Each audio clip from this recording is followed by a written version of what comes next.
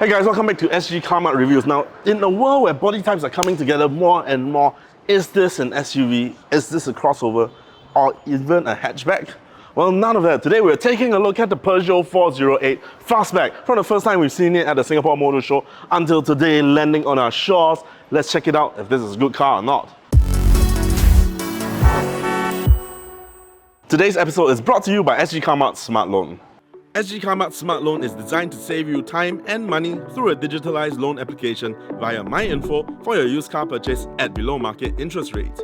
For a limited time only, get $500 cashback and a 6 months Kinto membership worth $1,200 when you apply for a loan today. To find out how much money you'll save when buying a used, personal or private hire car, click on the link in the description below. Now let's find out more about this car. The Peugeot 408 is priced at $180,000. The 1.2-litre turbocharged engine produces 129 brake horsepower and 230 Nm of torque. The 8-speed transmission brings the car from 0 to 100 km per hour in 11.5 seconds. The Peugeot 408 has a claimed fuel consumption of 17.2 km per litre.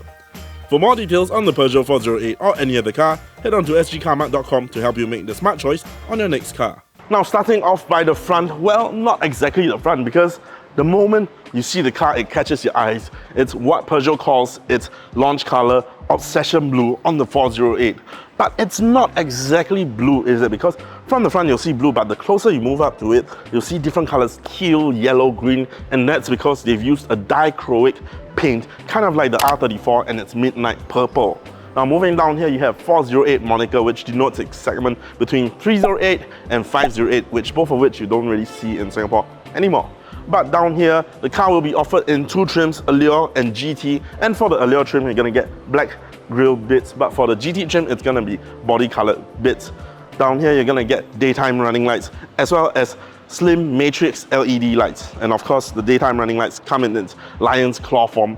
Very aggressive. Now this car, you can see it's almost sectioned out in parts. So many curves and sharp angles here, and then a little gap for the light, and then further sections here. Very, very nice, very aggressive, true to its fastback nature.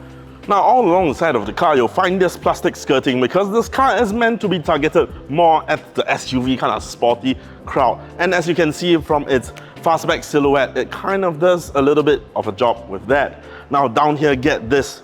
You get 20-inch asymmetrical wheels. 20-inch wheels on this Cat A fastback. I think they look very, very good, especially when they're rolling. Very, very good to stand out from the crowd because everyone's just using symmetrical wheels. Now, moving on to the rear, you get what Peugeot very thematically calls its cat ear rear spoilers. Going down this fastback rear. Now, these rear tail lights are a good way to stand out when everyone's doing a single line. This one, they kind of poke out. It's kind of like a fiber optic piece of light, and from any angle, they look really good day or night. In the GT trim, they're going to be slanted. In the Allure trim, they're going to be horizontal. Now, open up the fastback tailgate to 536 liters worth of usable space in liftback form. So this aperture, very easy to load things. You want to throw your bike inside, also going to be no problem. But will it pass the anti-trolley length test? No problem, because it is a liftback. Of course, the luggage will be no problem as well. If you want to knock down the rear seats, you'll get up to 1,611 liters worth of boot space. Now, personally, I think this boot looks really fantastic. Not so much sure about the plastic cladding at the bottom, but this looks really good.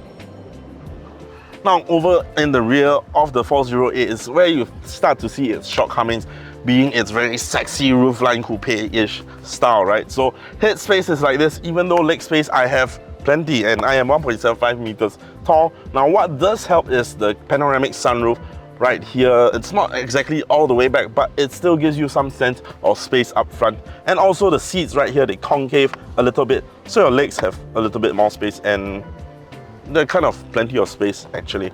Now, in terms of comfort and amenities, you're gonna get aircon in the rear and two USB-C charging ports. So you're gonna need USB-C instead of USB-A, and a little cubby hole here. Now, in the middle, you're gonna have cup holders and an armrest, and also a ski hatch, so you can access things in the rear if you need to. Now, if there's nobody sitting here, or rather if there are 5 people in the rear, you can move on over, and my feet, even though they have to slant a little bit, they are still sitting nicely on the transmission tunnel, but you are gonna touch the roof pretty much and eat into the space of your friends. So this is pretty much better left for short trips. Now onto the front. Now over by the cockpit of the Peugeot 408 is where things feel really in control. Because it's made for the driver, it doesn't feel so quite as cramped as the rear, but things feel really good. Now this is the iCockpit system. It consists of 3 things: heads-up display instrument cluster, smaller steering wheel, as well as the infotainment system that's driver-centric, as they call it. Now I'll touch a little bit more about that later. Now moving down here, you have what Peugeot calls the iToggle. Now this is a touchscreen system that lets you control things like your audio, your radio. So if you see here, it shows Android Auto, radio, ADAS, climate and media. But here's the thing, this can be fully customized to whatever function that you want. All you have to do is go into the menu. So let's say I want one of these to show my seat options. So I simply hold this media button and then I can replace it with seat options. And now this is a button for the seat option. So one touch and it goes into my seat options. Talking about which, there is also massage seats for the front passenger and driver. Very thematic for Peugeot. Cat paw. I think this is a must-do whenever you're inside a Peugeot because it is a lion car, right? Now moving down here, you also find this kind of piano style, or rather flight style buttons that's also inside the 508, but I like the treatment on this one a little more. It's a little subtle, a little bit metallic, and then there's a very nice color for things like your hazard lights. Then you still get a wireless charger here for your phones, and speaking of wireless charger, it also connects to the infotainment system with wireless Android Auto and wireless Apple CarPlay.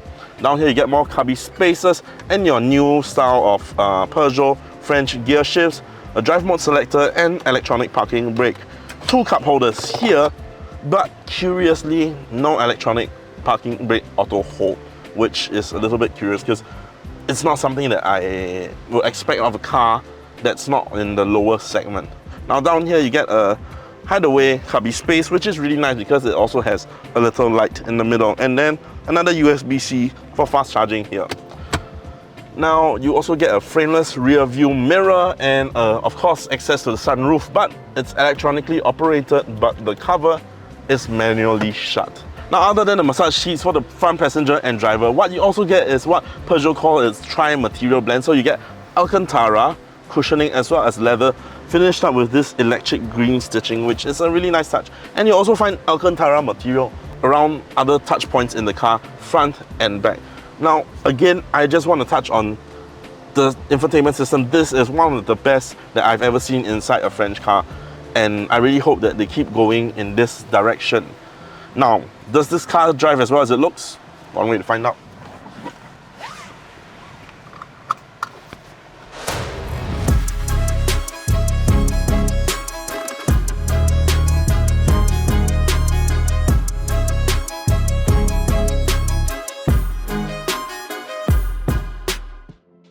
So, driving the Peugeot 408, what does it feel like? To be honest, it feels kind of heavy. This is powered by the same 1.2 litre turbocharged engine, producing some 129 brake horsepower in Cat A power option, and mated to an 8-speed EAT efficient automatic transmission. Now, this is a very French powertrain and setup, and you find it in many other French cars, yet somehow it feels a little bit heavier. It doesn't feel, it's not lackluster, but it just is a little bit, needs a little bit more coaxing before you get the power delivery. And if we're looking at the Peugeot 5008, it's actually a little bit lighter than this 408, yet somehow I still feel like that 5008 had a little bit more punch when you threw the pedal to the metal. Now in terms of safety, this comes with full safety system, so front collision avoidance, active cruise control, 2 hours later, lane keeping assist, blind spot monitor.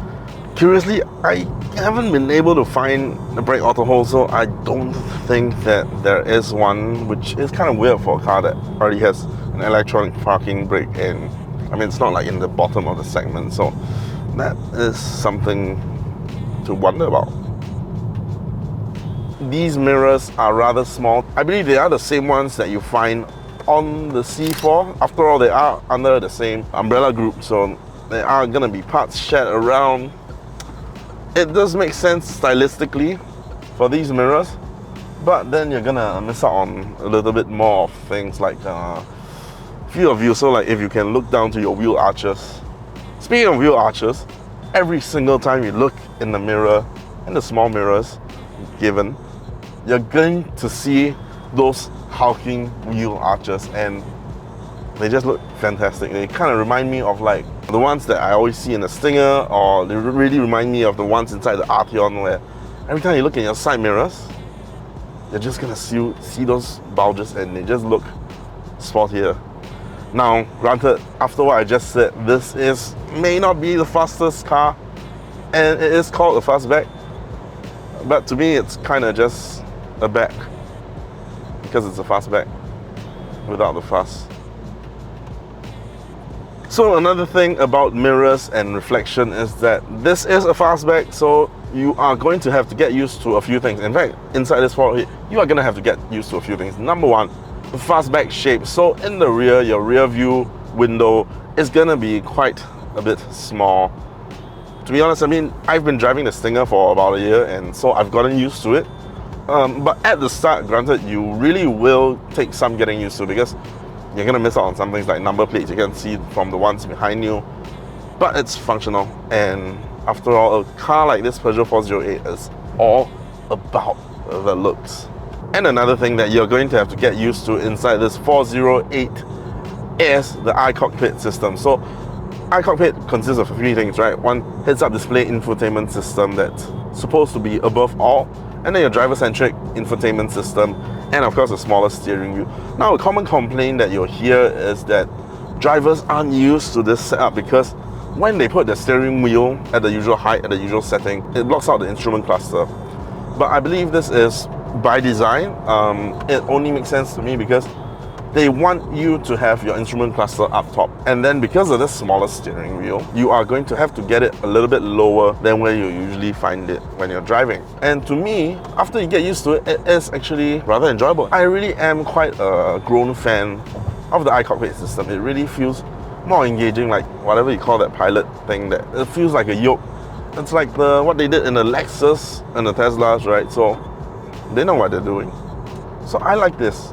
And actually, even though this isn't super fast, when you kick it into power and you're going at high speeds, this car in this form does entice you to take the corners a little bit more devilishly. With this very direct steering, it really is quite enjoyable. And it kind of whispers to you, this 408, hey, go into the corners and gun it out of there. And please don't do that, but it kind of does entice you to do that. Even though I have said that it's not fast. I believe its century sprint is somewhere 11 plus seconds, so that is not quick at all. But it is a really engaging drive, and you of course have pedal shifters inside this EAT8 as well, so you can kick down into a lower gear for more power delivery when you do need it. Now, in terms of noise, vibration and harshness, this car does pretty well. Vibration, because you don't really feel much of it, even though it's coming from a 1.2 litre 3-pot. In terms of noise, it's really quiet. You don't really hear cars or vehicles from the outside. Just now going at 85, you do hear a little bit of road noise, but I think when it's totally forgivable, because right now we're filming and it's absolutely quiet. So if you're running the aircon, you're running the music, you're not gonna hear any of that. And adding to that is the way this cabin is designed, with a lot of dark material, a lot of soft touch surfaces, and even the cushion parts on the seat. So it really lulls you into this very cozy state, and that's what I feel about driving in this 408. On the outside, it just looks fantastic. On the inside, it's cozy, quiet, relaxed. Now, another thing about the design is undoubtedly this 408 is a head turner. But when I first saw this car in the pictures, I was taken aback, and like, Peugeot, if that's the direction you're going, keep going, please. This looks fantastic from the outside. The way it looks, the lion claw, the lights, 20-inch asymmetrical wheels, and 20 inches on a Cat A fastback. Why do you need that? You ask the French designers and they'll be like, it, we ball. And then they did it and it looks good, and that's what's so nice about this car. The whole design concept just come together into a perfect form, and it's just